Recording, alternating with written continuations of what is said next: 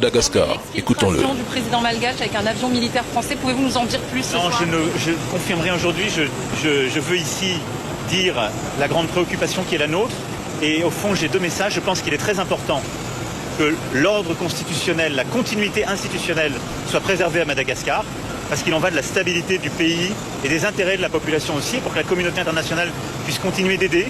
Parce que si l'ordre international et constitutionnel était rompu, on sait ce qui s'est passé, Madagascar l'a déjà vécu, ce serait évidemment les premières victimes seraient la population. Et à côté de ça, je veux dire ici, comme partout, qu'on regarde la jeunesse de ces pays avec beaucoup d'admiration, d'affection. On a une jeunesse qui s'est exprimée, qui est politisée, qui veut vivre mieux. Et ça, c'est une très bonne chose. Il ne faut simplement pas qu'elle soit récupérée par des factions militaires ou des ingérences étrangères. On lui demande simplement, avez-vous exfiltré le président malgache en déployant un avion militaire français? Sa réponse, je ne confirme rien aujourd'hui. Autrement dit, il ne dément pas. Il sait très bien que quelque chose s'est passé dimanche, mais préfère ne pas l'assumer publiquement, car reconnaître l'envoi d'un avion militaire pour exfiltrer un président africain rejeté par son peuple serait une bombe politique en France comme à l'international. Ce serait admettre une ingérence flagrante dans les affaires malgaches et africaines et renforcer l'image d'une France néocoloniale protégeant encore ses pions sur le continent.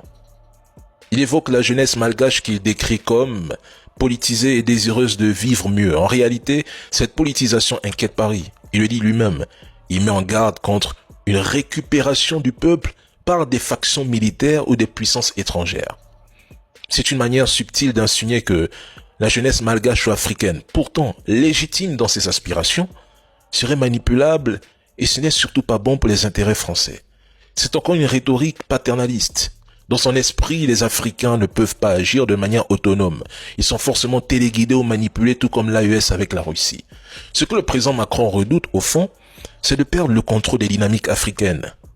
Il est temps d'admettre que l'influence française s'effrite et que les peuples éclairés suivent désormais leur propre voie.